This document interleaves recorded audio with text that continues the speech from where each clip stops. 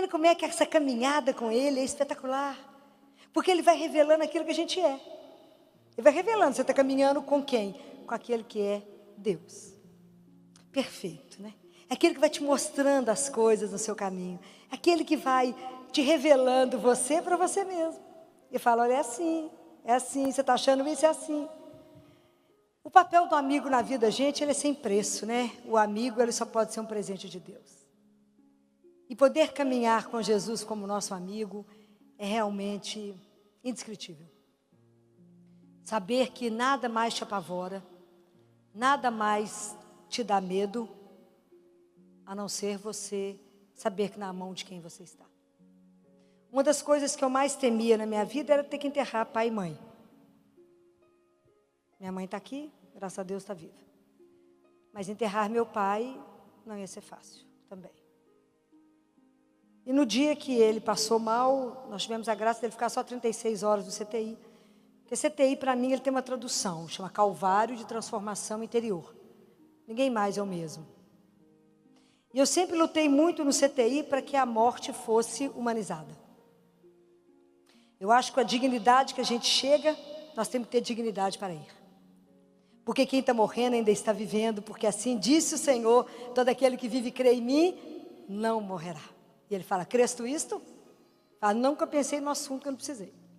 Não é assim? A gente adia esse assunto. A gente adia conversar sobre isso. E Jesus fala assim, eu gostaria que vocês pensassem com mais alegria na morte. Porque afinal de contas, quando abrir a porta, sou eu do outro lado. Esse é um escândalo. Mas a gente nem tem pavor de falar nesse assunto. Esse assunto na família não existe. Você quer dissolver um bolinho, fala da morte. Fala, gente, eu estou pensando assim na minha morte, não fica um. Não fica um. Quando eu dava aula para os residentes sobre morte, a gente ia discutir isso, porque a gente enfrentava isso todo dia. E eu tinha que ajudá-los a estar de pé diante. Porque o médico que não pensa na própria morte não dá conta de acompanhar a morte do seu paciente. Você tem que estar de pé para a alta e para o óbito. Não é fácil. Então, lá no CTI, eu proibi que morresse sozinho as crianças. As crianças tinham que morrer no colo de quem elas amam. Em geral, das mães. Ou do pai, ou dos dois, se estivessem lá. Se não tivesse ninguém morrendo meu. Já dancei com muito menino. Já abracei muito menino morrendo. Já dancei muito com eles. E cantei muito, porque eu falava, anjo, volta para casa e cantando. E batizei todos que eu achava que não era batizado. Não deixei morrer nenhum pagão. Porque não pode morrer pagão. Se eu não podia devolver para ele, ajudá-lo a estar curado, eu tinha que poder dar a ele o maior presente que alguém pode receber, que é o céu. E a criança, ela vai para o céu. E isso foram inúmeras e inúmeras e inúmeras histórias. E aí eu falava com Jesus, eu falava com ele assim, quando meu pai piorou, eu falei com Jesus, me dê a graça de poder fazer pelo meu pai o que eu faço pelas crianças. Ele não pode morrer sozinho. E eu quero estar com ele, rezando com ele, porque é isso que eu creio. E aí no dia que ele piorou, eu fui com a Jaque, que está aqui lá, visitá-la. A Jaque falou, Filó, o pai melhorou. Eu falei, não, ele vai morrer hoje. Que é isso, Filó? Eu falei, a gente precisa de melhorar para morrer, precisa da força para morrer. Impressionante. O paciente que está muito grave, melhora, fica esperto que ele vai morrer. E aí eu falei com os médicos, meu pai estava tomando adrenalina, noradrenalina, dobutamina e tudo mais que vocês imaginarem. E eu falei com eles assim vocês fazem com o menino também, igual a gente faz com as crianças lá no CTI? Porque tem hora que o coração não vai responder. E aí, eu gostaria que vocês me chamassem, quando o coração dele não responder mais, porque eu não quero que faça massagem nele. Porque Deus o chamou para a vida, e para a vida em abundância. Eu não quero, por egoísmo, ele numa cama com tracostomia, gastrostomia, porque eu quero ele vivo a qualquer preço, imagina. Quando a gente ama muito, a gente tem que ser capaz de dizer ao outro assim, pode ir. Porque eu te amo. Porque laço de amor é eterno. Porque amor exige de nós uma coisa que é eternidade. Então, quando alguém morre, acabou? Claro que não. Como é que eu vou tirar o amor de um pai de dentro do coração? O amor de um filho de dentro do coração? É nunca. Então, quando foi quase 3 horas, devia ser 15 para as 3, eles me ligaram. Falou, Filó, seu pai está piorando. Meu irmão me levou para o hospital. Falei, eu fico sozinha com ele. Hospital do interior, hospital já não tem ninguém de madrugada. No interior, então, nada, né, gente? Então, quando eu passei diante da capela, eu entrei. Fui no Santíssimo e falei com ele: Jesus, chegou um momento tão difícil na minha vida, que é entregar meu pai.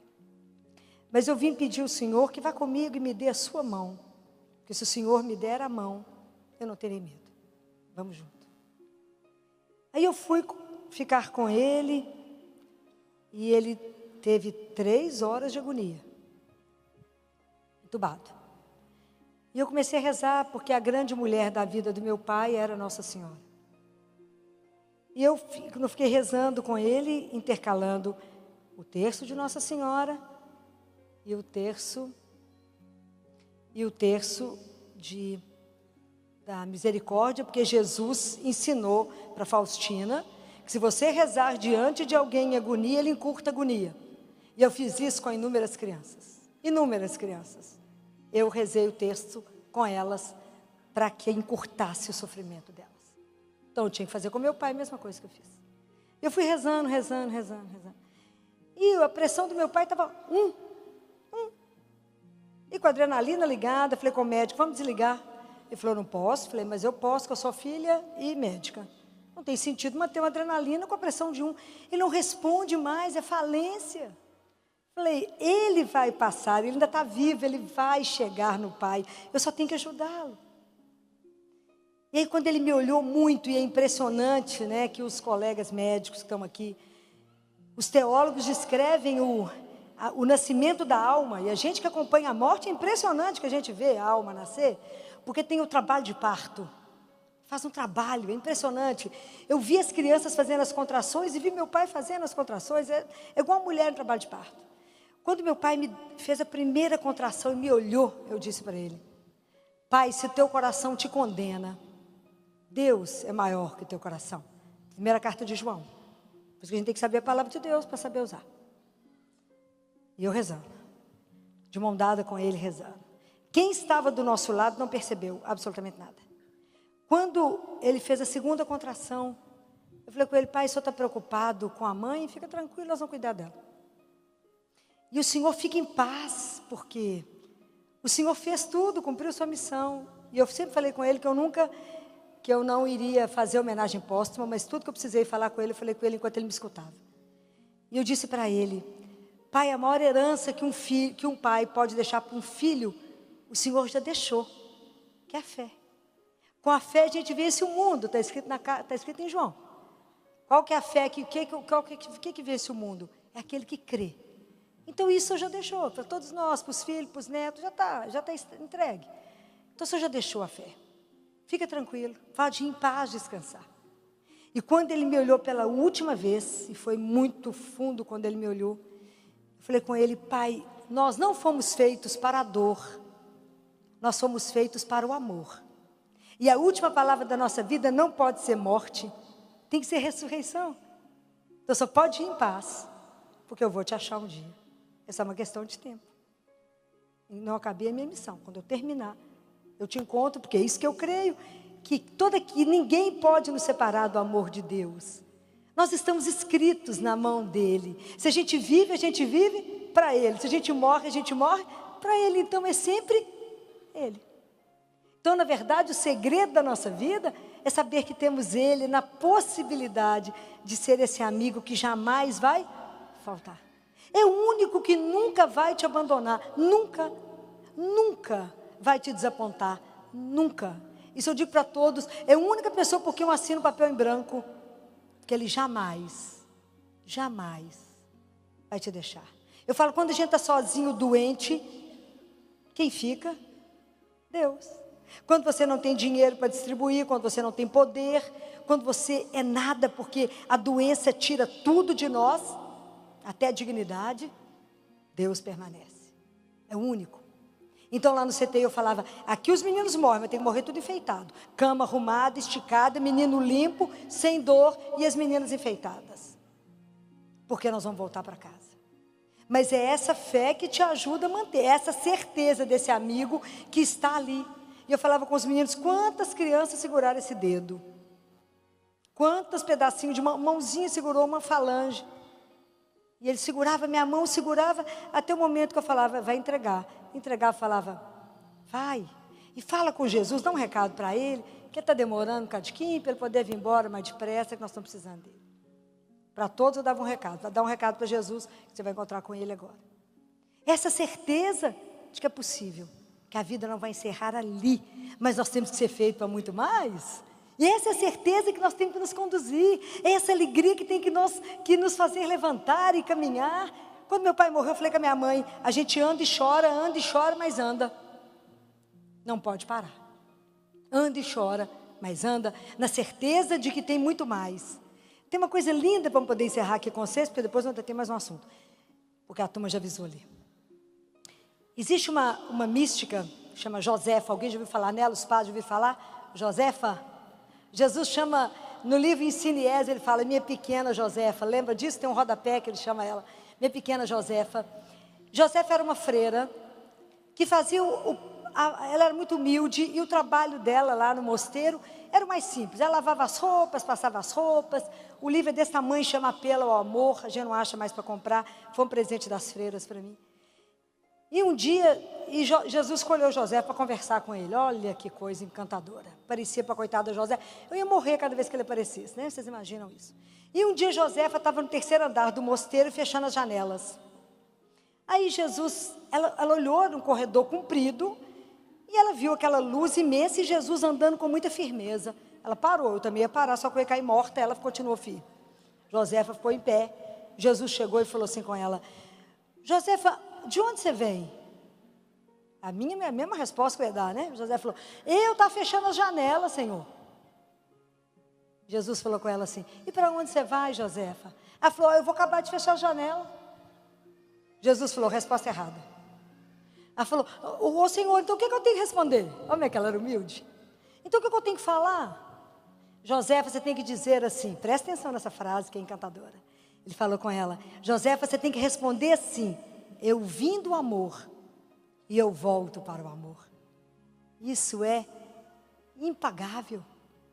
Entender essa frase, isso não tem preço. Esse corredor lá no mosteiro passou a ser chamado corredor do encontro. Eu vim do amor e eu volto para o amor. Isso é algo maravilhoso na nossa vida para entender que quem nos fez, nos ama. O único nome de Deus é amor. Ele é amor.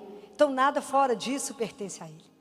Ele é amor. Por isso que Deus não nos pune dessa forma que a gente pensa. Só cabe nele amor. E nós vamos voltar para os braços do amor.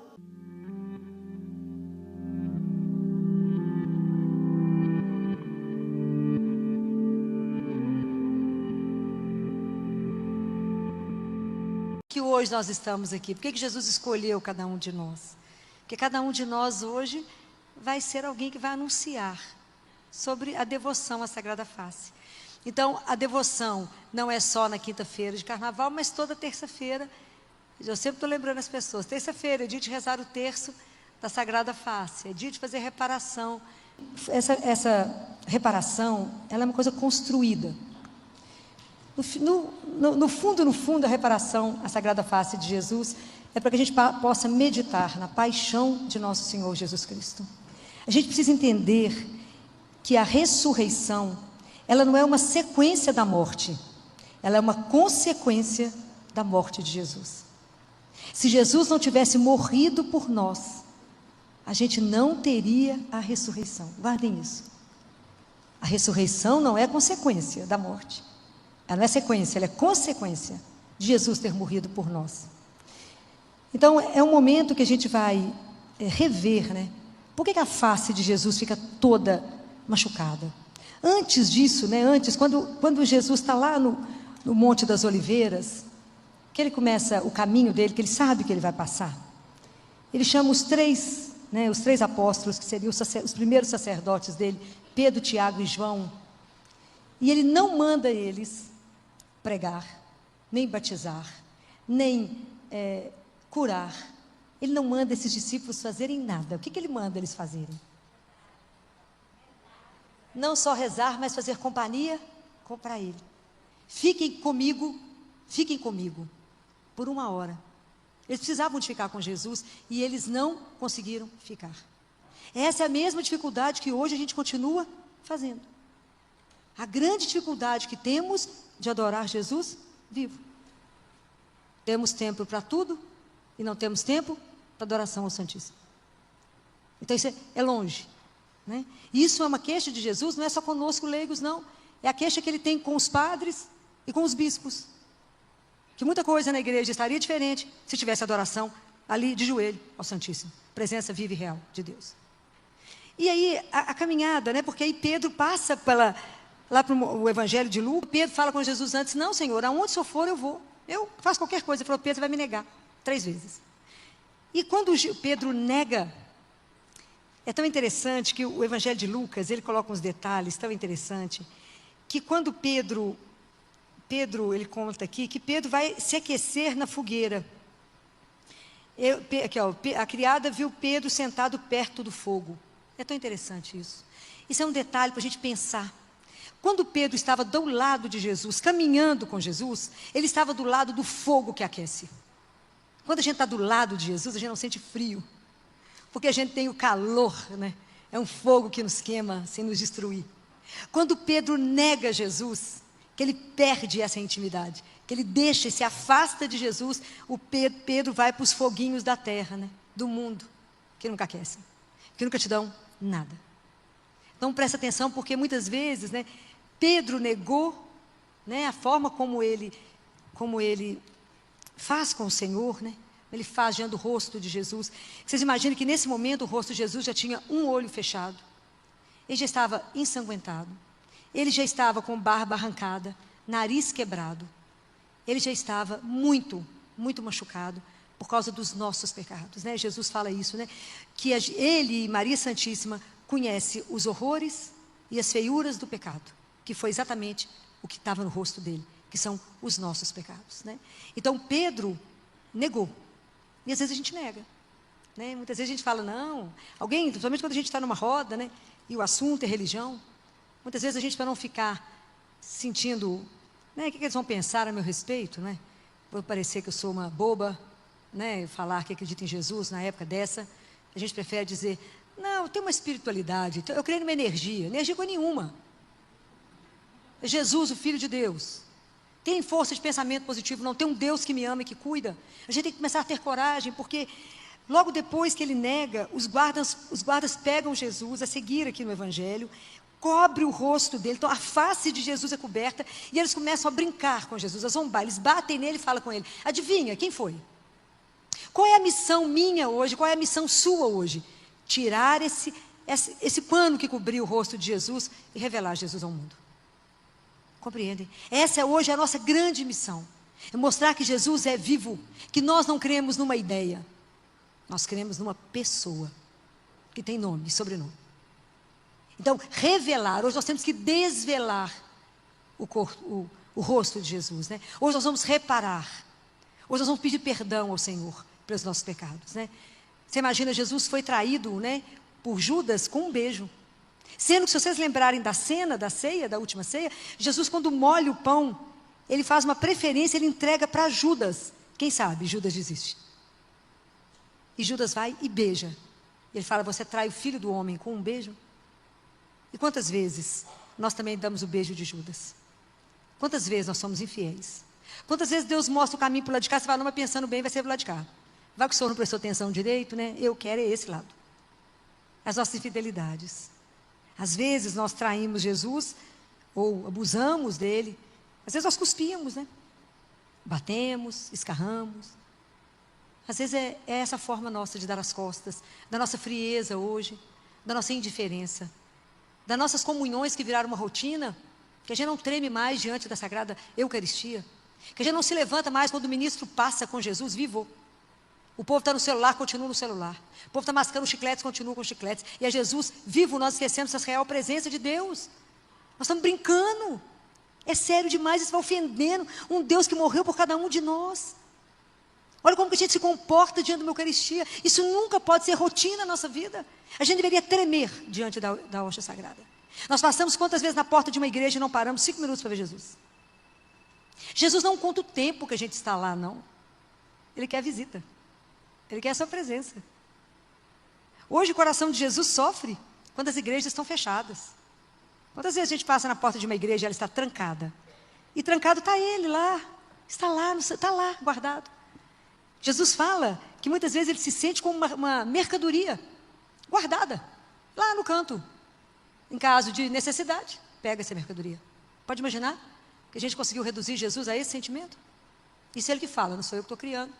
Está nos livros, Ensino e Êxodo, Jesus faz todas essas queixas. Que às vezes ele se sente como uma mercadoria guardada.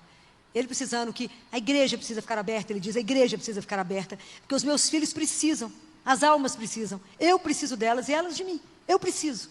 Eu sou o remédio. Para quanta doença? É chegar diante de Jesus vivo. E nós não encontramos tempo para isso. Encontramos para tudo, menos para estar diante dele. Então hoje, nós que estamos aqui em especial, diante da face dele, diante do momento de olhar para os nossos próprios pecados, né? Hoje, essa face se volta para nós, para que a gente possa ver os nossos pecados e pedir perdão. Falar, Jesus, me ajuda. Eu quero de verdade levar uma outra vida, eu quero de verdade não vos afligir mais, eu quero de verdade não te magoar, não te trair. Isso é uma necessidade pessoal. E ainda no caminho, né, depois que Jesus passa por tudo isso, que ele está carregando a cruz, sofrendo profundamente, né, no meio do caminho ali, naquela brutalidade dos soldados com ele, chega uma mulher que não tem medo dos soldados, com um pano, enxuga o rosto dele. Se vocês leem Catarina Emmerich, Ana Catarina Emmerich, que de onde Mel Gibson tira a paixão de Jesus, conta direitinho que Jesus pega o pano com uma mão direita, passa no rosto, esfrega, devolve para o lado esquerdo, amassa o pano e entrega para ela. Claro que essa mulher não se chama Verônica, não é? Vocês sabem disso, né? É porque Verônica significa o ícone de verdade, é o ícone verdadeiro. Aquilo lá de verdade é o rosto dele. Então você imagina, ela leva para casa aquele pano, e quando ela abre, ela vê o rosto dele, ela desmaia, ela é encontrada desmaiada, e ela guarda aquilo na cabeceira da cama dela, depois aquilo vai ficar com os apóstolos, com Nossa Senhora, e agora guardada lá em Roma. Né? Então, nós temos o rosto de Deus. Né? E o rosto é a identidade de alguém. Você imagina o quanto que é grave alguém cuspir no seu rosto, alguém bater no seu rosto. Por que alguém se sente tão ofendido quando alguém bate no seu rosto? Porque o rosto, a face, é a pessoa. Então, quando nós estamos reparando a face de Jesus, nós estamos reparando Jesus, né? Todo o sofrimento que ele teve. Né? Quando ele passa tudo isso, nós temos que pensar por mim. Né? Hoje, somos nós, né? Teresa de Ávila, né? Quando ela meditava a paixão de Jesus, os grandes santos, né? Todos meditam muito profundamente a paixão. Né? Porque é uma coisa que a gente não gosta de meditar, né? Incomoda a gente, né? Ver o sofrimento, mas é preciso que a gente medite, peça a ele essa graça, né? Estar aqui falando da face dele, já é uma graça para todos nós, né? Porque nós já estamos aqui meditando a paixão dele, né? Por cada um. E ela fala que quando ela pensa nele sofrendo e suando sangue, suando tanto, que ela pensa o quanto, e quantas vezes você está, né, suado, alguém te oferece alguma coisa para você enxugar o rosto, é uma coisa tão boa, é uma sensação tão boa. Você imagina para ele naquele momento de sofrimento, que ele mal enxergava onde ele estava andando. Né? Então ela fala como que ela gostaria de poder enxugar o rosto dele. Hoje nós podemos repetir esse gesto no irmão que sofre. Então hoje nós podemos repetir o gesto de Verônica. O que nos impede de enxugar o rosto de alguém? É a dureza do nosso coração. Nosso coração é duro por causa do pecado. Então a gente não consegue ver no irmão Jesus que sofre. E é isso que nós vamos pedir a ele a graça. Da gente enxugar o rosto dele no irmão. A gente um dia ainda vai se surpreender com isso, né? Ver no irmão de rua, não fugir daquele que está caído, não fugir daquele que me pede uma ajuda. Estar atento ao irmão, porque nele Jesus é que sofre. Dos presidiários, como vocês vão, não é? Onde a gente teve a oportunidade de estar lá com vocês, né? Uma experiência maravilhosa lá na prisão. Em cada irmão. Então hoje a nossa missão, ela continua. Está vendo como que hoje, quando Jesus reúne cada um de nós aqui, nós continuamos a ser hoje os discípulos da Sagrada Face. Hoje cada um de vocês é chamado a anunciar essa face ao mundo. Isso é maravilhoso. Hoje Jesus conta com cada um de vocês para anunciar isso. E aí é tão interessante, né? Que a primeira pessoa que negou foi Pedro. As duas freiras que Jesus pede para poder fazer a devoção, reparação, na terça-feira da 50ª, exatamente a terça-feira de carnaval. A primeira freira que ele fala foi logo depois da revelação do Santo Sudário, né? Que foi em Tours, com uma freira, que é uma beata, que é Maria de São Pedro. E ela começa essa devoção, Jesus pede a ela essa devoção.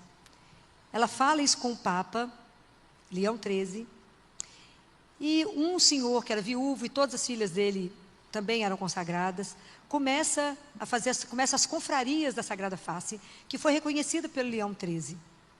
Uma das famílias que participa dessa confraria é de Santa Teresinha do Menino Jesus. Então, Santa Teresinha foi criada no meio de tudo isso, ela conhecia. Por isso que o nome dela é Santa Teresinha do Menino Jesus da Sagrada Face. Tudo tem história, gente, tudo tem berço. Santa Teresinha foi criada no meio de oração. Né? Se vocês estudam um pouco da história dos santos, né? Por que Santa Teresinha está relacionado com as flores? Porque toda tarde eles ficavam no jardim, a mãe bordando com algumas filhas, e as que não sabiam bordar, o pai ficava sentado lendo as Sagradas Escrituras. No final do dia, o pai entregava para Santa Teresinha uma rosa vermelha. Quem de vocês já esteve lá na casa dela, as flores no jardim de Teresinha, cheio de flor vermelha? Que era o que o pai dela entregava todos os dias. Todo mundo que vai ganhar uma graça de Santa Teresinha ganha flores, não é assim? Então, Santa Teresinha foi criada nesse espírito, né? E quem faz a autorização de Santa Teresinha para ir para o convento antes de 15 anos é o Papa Leão XIII. Você vê como é que está tudo? Tudo está ligado, né? Tudo está ligado. E ela tinha uma devoção. Mas quando o pai dela, né? Ela fala que não era difícil ser santa, porque os pais dela eram santos, né? Os pais dela foram santos, e todas as irmãs dela foram para o convento, elas ficaram junto no mesmo convento, todas as irmãs, né? Quando o pai dela adoece, adoece de uma doença mental. Então ele fica muito deformado, o rosto dele fica muito deformado. Então Santa Teresinha vê uma ligação muito grande no rosto de Jesus, no rosto do pai dela. Ela vê o profundo sofrimento, né? Porque por enquanto ali ela está vendo uma caricatura, que ele não era o pai. Era o que a doença tinha feito no pai. Então ela vê o mistério do sofrimento. Então Santa Teresinha tem um poema lindo, lindo.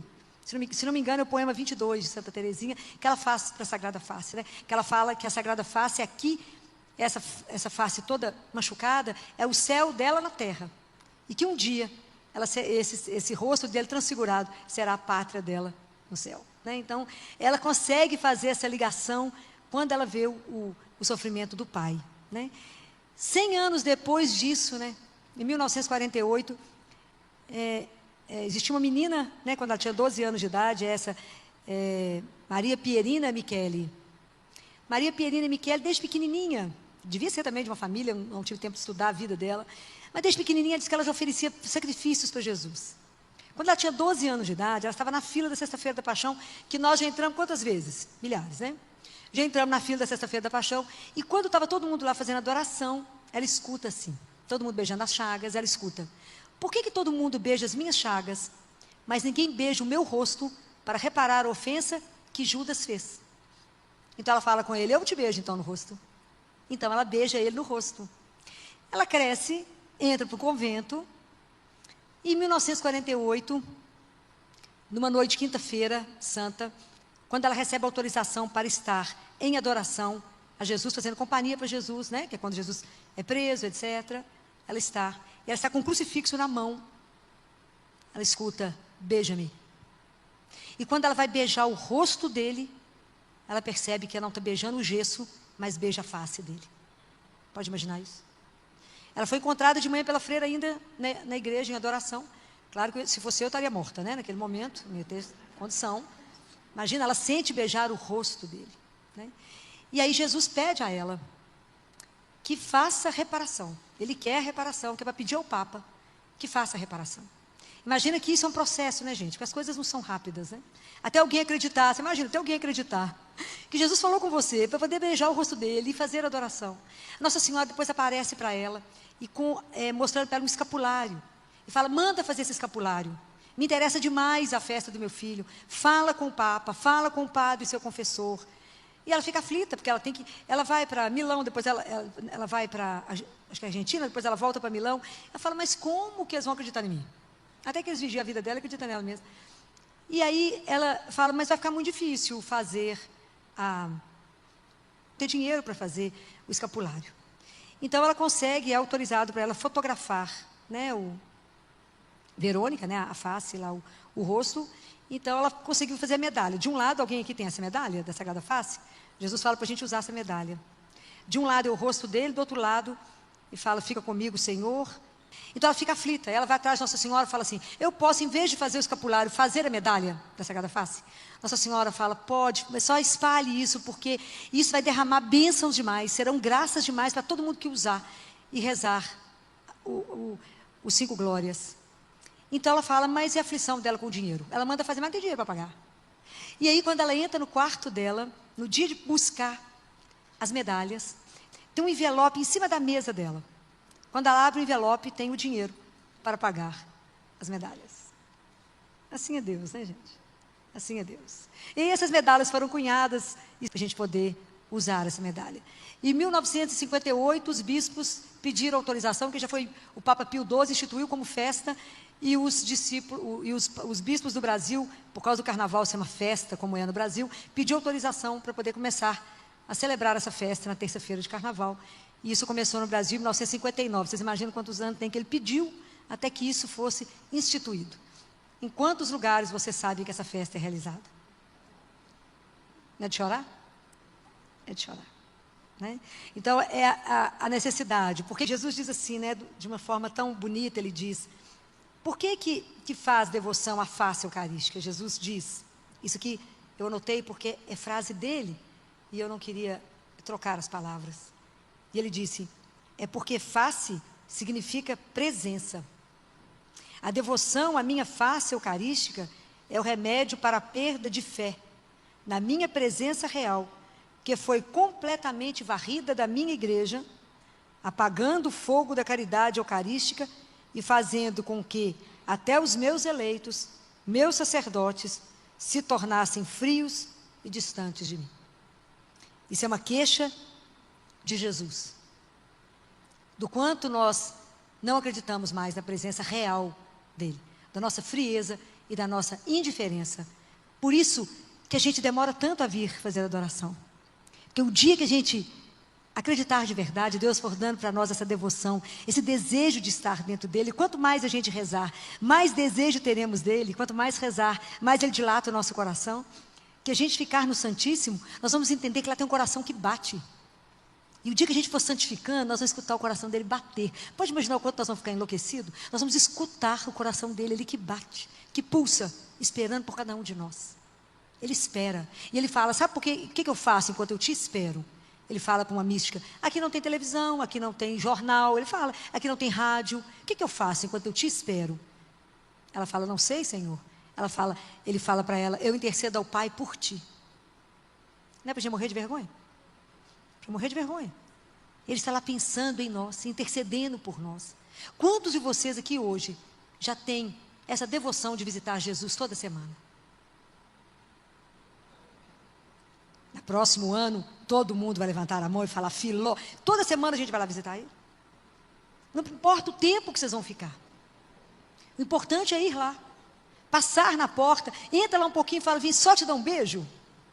Vim só dizer que eu te amo. Vim cá só dizer que toda a confiança da minha vida está no Senhor, que é o meu Deus. Que eu não confio não é em mim, Senhor, é em ti. É isso, né? É ir lá e falar com ele, eu não confio nas minhas forças, não tem nenhuma. Eu não tenho sabedoria nenhuma, mas eu confio no Senhor. E tem uma outra frase que ele ditou para uma freira, uma outra beneditina, que ele ditou isso para a gente poder rezar. Olha que lindo. Ele ditou para ela, ó Jesus, Rei de amor, coloco minha confiança na tua benevolência misericordiosa. Vamos repetir para a gente guardar isso? Para a gente poder falar isso tantas vezes, quando a gente estiver na hora da Eucaristia, ou na hora que a gente passar no Santíssimo. Na hora que vocês puderem entrar lá um minuto, você fala, ó Jesus, Rei de amor, coloco minha confiança na tua benevolência misericordiosa. Ó Jesus, Rei de amor, coloco minha confiança na tua benevolência misericordiosa. Ele fala, se as pessoas de verdade soubessem que eu estou vivo, as igrejas não caberiam. Não caberiam.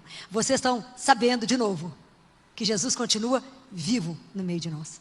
Que quando a gente está no altar, quando o Padre nos mostra, né, eis o Cordeiro de Deus, é Jesus vivo, não é uma ideia. Quando ele levanta a hóstia, não é pão Na verdade, ele se esconde atrás desse sacramento de amor. É de amor.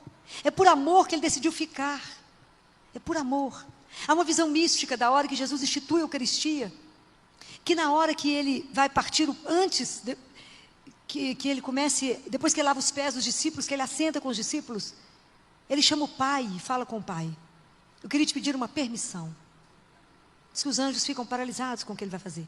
Fala, eu queria te pedir permissão para permanecer em cada pedaço de pão, em cada gota de vinho, porque se eu for, eles não darão conta, eles morrerão. Eu preciso permanecer. Então isso é para a gente poder pensar em como que tem sido a nossa atitude diante de Jesus Eucarístico. Como é que nós estamos nos comportando? Com quantas vezes nós vamos comungar de uma forma absolutamente indigna? Já somos indignos mesmo. Mas com tanto pecado. O quanto que nós temos fugido da confissão. Porque o povo fala que não existe mais pecado. É bobagem, esse negócio que o pessoal cisma com pecado. É real. Nós precisamos de nos colocar diante de Deus de verdade. E confessar mais vezes.